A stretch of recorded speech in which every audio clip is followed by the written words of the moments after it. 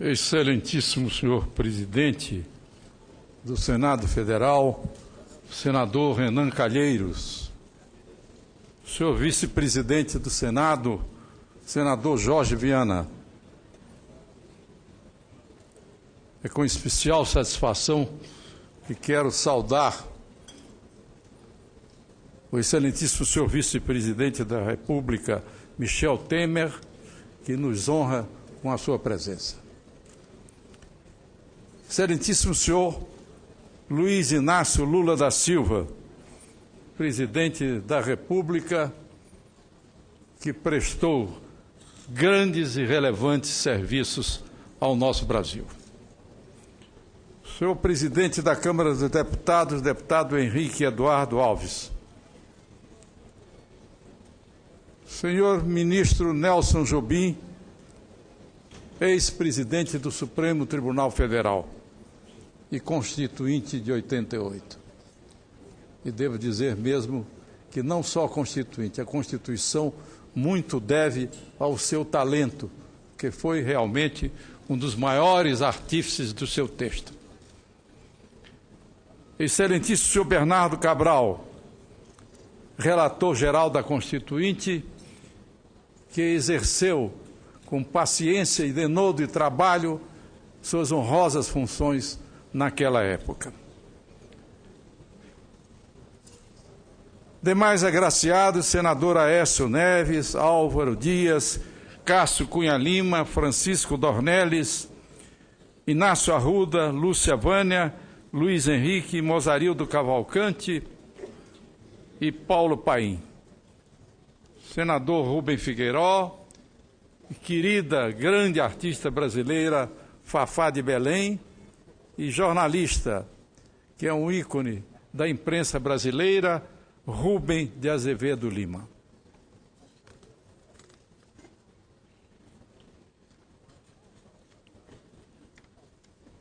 Quero saudar também as demais autoridades que aqui se encontram, honrando esta sessão, senador Vitaldo Rego, excelentíssima senhora Marta Suplicy, grande ministra da Cultura, ministra de Estado-chefe das Relações Institucionais, senhora Ideli Salvati, senhor ministro do Superior Tribunal de Justiça, que representa neste ato o tribunal, Napoleão Nunes Maia Filho. Senhor governador do estado do Amazonas, senhor Omar Aziz. Senhor prefeito de Manaus, senador Arthur Vigílio. Excelentíssimo senhor Duarte Nogueira, representando o governador do estado de São Paulo, Geraldo Alckmin. Subchefe do Estado-Maior da Armada, senhor vice-almirante Glauco Castilho Dall'Antônia. Senhor comandante das Operações Terrestres, general de divisão William José Soares. Senhor comandante-geral do pessoal da Aeronáutica, tenente brigadeiro do ar Luiz Carlos Terciotti. Excelentíssimos senhores parlamentares à época da Assembleia Nacional Constituinte, João Agripino Benito Gama, chefe do Escritório de Representação do Estado da Bahia. Senhora Sônia Maria Dunches de Abranches Carneiro, que representa o senador Jacques Wagner. Senhor presidente nacional do Partido dos Trabalhadores, excelentíssimo senhor Rui Falcão. Senhor diretor do Instituto Lula, Luiz Dulce. Vice-presidente da Ordem dos Advogados do Brasil, senhor Cláudio Lamáquia. Senhoras e senhores, excelentíssimos embaixadores e membros do corpo diplomático, familiares dos agraciados, minhas senhoras e meus senhores. Cabe-me, em primeiro lugar, agradecer ao Senado Federal, na pessoa do senhor presidente Renan Calheiros, a escolha do meu nome para receber esta homenagem, que certamente para cada um de nós que estamos neste momento sendo agraciados, representa um marco importante na história da Constituição de 88. Ao olhar neste momento o vídeo que aqui passou, a minha memória recorda o dia 5 de outubro de 1988. E se os presentes tiveram oportunidade de ver um detalhe, as minhas mãos tremiam ao jurar a Constituição da República. Eu sabia a carga histórica que nós estávamos vivendo naquele momento. Terminávamos uma longa caminhada da idealização da luta pela Constituinte, da realização da Constituinte e da promulgação da Constituição. Hoje comemoramos 25 anos da sua existência. Recordo-me da noite em que nós estávamos juntos redigindo o documento da Aliança Democrática que possibilitou a abertura sem traumas neste país. Tancredo Neves, essa figura extraordinária que jamais o Brasil poderá esquecer. Afonso Arinos teve uma frase que define perfeitamente a presença de Tancredo na história do Brasil. Ele diz: muitos deram a vida pelo país, Tancredo deu a sua morte. Ulisses Guimarães, aquele grande guerreiro que vinha das suas caminhadas históricas no comando da luta em favor da redemocratização do Brasil. Ulisses tinha no nome de Ulisses, do herói homérico, certamente aquele verso do poeta da Pleiade, que era Du Bellay, onde ele dizia: Heureux qui comme Ulisses ont fait un beau voyage. Felizes aqueles que, como Ulisses, fizeram uma boa viagem. Ele queria dizer aqueles que saíram, enfrentaram tempestades e chegaram ao fim da sua viagem para rever a sua Penélope. Ulisses não gostava que fosse chamado politicamente pela sua representação do herói homérico. Tanto assim que na sua biografia ele preferiu, de Luiz Gutenberg, preferiu usar o nome de Moisés, aquele que tinha conduzido o povo de Deus à terra prometida. Estava nesta reunião Aureliano Chaves, Celso Furtado, Marco Maciel, Mauro Santayana ajudando na redação do documento, Jorge Bornhausen, Franco Montoro, Guilherme Palmeira e eu também. E ali nós assumíamos o compromisso da convocação da Constituinte. Com a tragédia da morte de Tancredo, coube-me assumir a presidência da República. E se assumir a presidência em caráter interino em março, em junho eu convocava constituindo, cumprindo o compromisso da Aliança Democrática.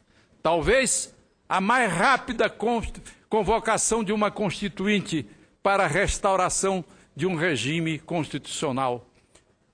A República levou um ano e só em novembro convocou a Constituinte de 91, que foi a que menos durou na história da República, porque em fevereiro já era promulgada, porque Rui Barbosa já tinha na cabeça, inspirado na Constituição americana. A nossa Constituinte foi a mais longa de 88 da história do Brasil. E por isso, Ulisses dizia com muito orgulho que por aqui, pelo Congresso, passaram cerca de 10 milhões de pessoas. E eu, com uma maneira de fazer um comentário meio jocoso, dizia: Ulisses, vamos recordar que a Constituição, que tem mais de 200 anos, que é a Constituição americana, foi feita por 33 pessoas.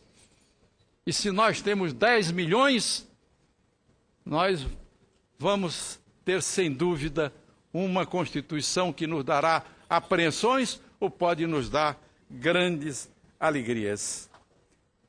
A Constituição de qualquer país é um pacto. Está aqui um grande jurista, Nelson Jobim, que faz a nação para colocar num texto escrito os seus direitos e os seus deveres. Não era por outro fato que Lincoln dizia: a Constituição, ela é que assegura as nossas liberdades. E Washington, que foi o primeiro homem a iniciar o culto da Constituição americana. O povo americano tem uma verdadeira idolatria pela sua Constituição. E quem iniciou foi Washington, que dizia: eu jamais abandonarei a Constituição. E aqui no Brasil, ninguém sabe, se lembra, ou nem pode se lembrar, nem cita isto. Depois da renúncia do imperador Dom Pedro I, que saiu muito impopular, o chamado 7 de abril de 1831, em 38 ele já era um nome que começava o povo a ter uma certa respeito pela sua grande participação na independência do Brasil. E houve um movimento popular no Rio de Janeiro para se fazer uma arrecadação, para fazer uma estátua de Dom Pedro I, e junto com ele José Bonifácio. Pois bem,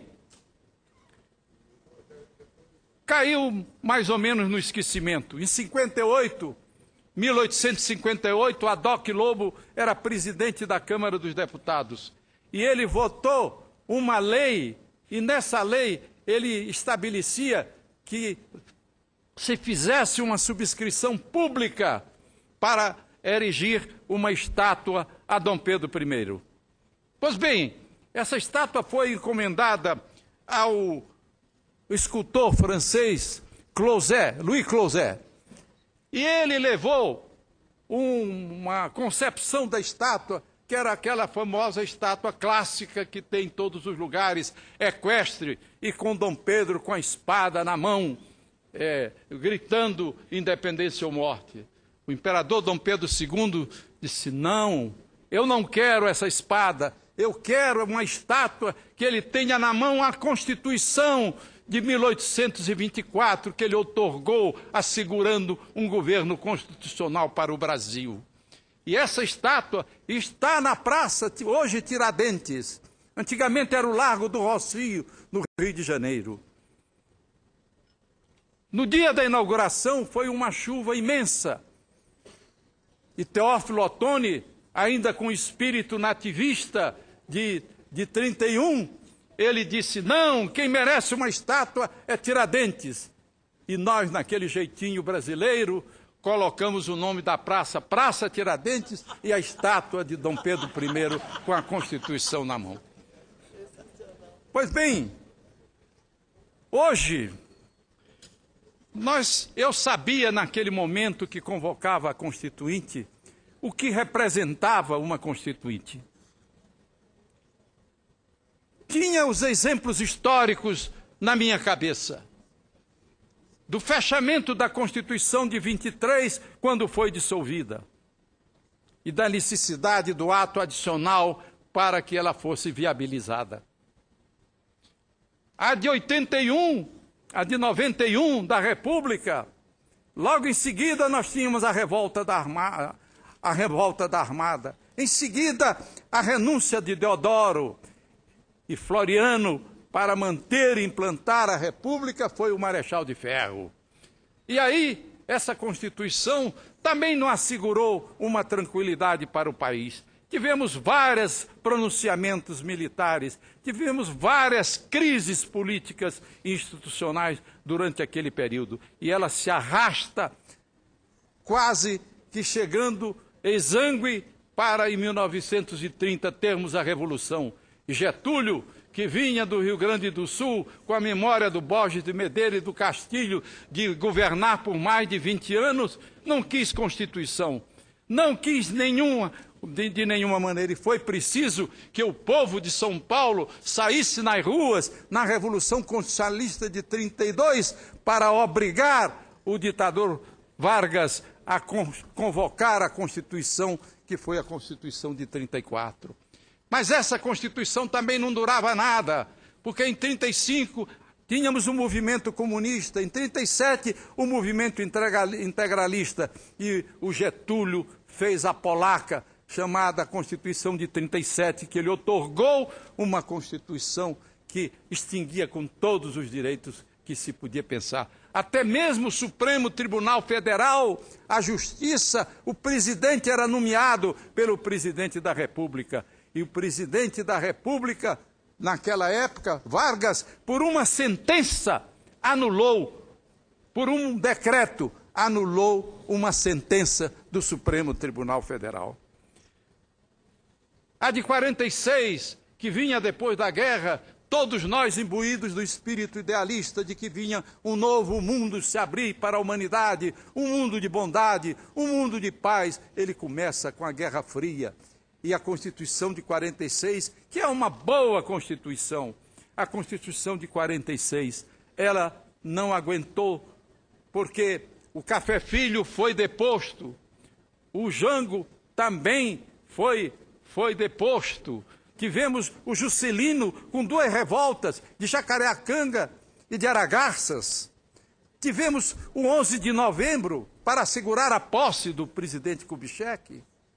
Então, vem o golpe de 64 e, depois do golpe de 64, o Castelo Branco, sabendo que o temperamento do Costa e Silva não aguentaria nenhuma crise, resolveu fazer uma Constituição para colocar uma camisa de força no presidente que assumia. E assim fez a Constituição de 67, que tem uma vantagem, instituiu o planejamento a nível constitucional no Brasil. Mas essa Constituição também, como previa o Castelo Branco, o Costa e Silva não aguentou a primeira crise. Em 69, institui o AI-5, compreendeu? E a emenda constitucional número 1, que vigorou durante aquele tempo todo. Vem, então, a democracia de 85. E a história coloca nas minhas mãos a necessidade de restaurar o Estado de Direito no Brasil. E eu disse comigo, não vamos restaurar somente o Estado de Direito, mas um Estado social de direito. E coloquei como lema, tudo pelo social. E realmente, na convocação, eu já dizia que devíamos partir para os direitos sociais, porque essa Constituição de 88 não é perfeita, como nenhuma Constituição é perfeita. O próprio Ulisses dizia, ela é uma luz de lamparina para iluminar os desamparados. E dizia também isso, ela não é perfeita. Pois bem, eu sabia do que íamos atravessar, o que custou assegurar a presença, a funcionamento da Constituinte, o que significou ela terminar com um prazo maior do que eu tinha proposto. E o que aconteceu? Aconteceu é que hoje nós estamos comemorando 25 anos dessa Constituição. E eu pergunto a todos nós, temos o que comemorar? Sim, temos o que comemorar. É a mais longeva, como já se disse, na qual nenhum nenhuma embate institucional ou de qualquer natureza nós tenhamos tido. Não tivemos uma prontidão militar nesses 25 anos da Constituição de 88. E ela nos assegurou a democracia que nós vivemos, a liberdade política que nós desfrutamos, a igualdade que ela implantou no país, a transparência que o Estado passou a ter em face do povo, ampliou a cidadania de tal maneira que hoje ela se exerce em todas a amplitude. A liberdade de imprensa e de informação que o Brasil passou a desfrutar em quase sua totalidade. Eu talvez tenha sido a primeira vítima dessa grande abertura. Talvez tenha sido o presidente Lula. O senhor sempre diz isso, que foi um dos mais atacados. Mas eu quero disputar com o senhor essa situação. E entre nós, o Arthur Bernardes, que para governar, tão atacado e tanto que ele governou, mas em estado de sítio durante todo o tempo que foi presidente da República. Atravessamos essa Constituição que nós temos de 88, fez com que atravessássemos várias crises econômicas, atravessássemos crises econômicas internacionais, e o Brasil é hoje a 6ª economia mundial. Fizemos uma verdadeira revolução social comandada pelo presidente Lula, que ampliou esses direitos que nós começamos, continuadas pelo presidente Fernando Henrique, e ele realizou o governo que realizou. E a presidente Dilma, que todos diziam que ele tinha escolhido uma técnica, eu posso testemunhar, não só escolheu uma técnica, porque ela esconde muito bem ser uma grande política. Também nós devemos comemorar a diminuição da pobreza no Brasil, os milhões de indigentes que acabaram também nesse país. 50% aumentamos dos gastos sociais que no Brasil se gastava na área social. Habitação, comida, o Fome Zero e também tudo o que o povo brasileiro passou a desfrutar. O senhor presidente Renan Calheiros me disse que nós teríamos para falar, os que quisessem falar dos homenageados, 3 minutos. E eu, nesses 3 minutos, eu estendi bastante. Porque o padre Vieira dizia, eu não tive tempo de ser tão breve. Sendo assim, eu quero terminar as minhas palavras agradecendo ao presidente Renan a medalha que me outorgou em nome do Senado e desejando à Constituição de 88 vida longa e paz, prosperidade e desenvolvimento para o Brasil. Muito obrigado.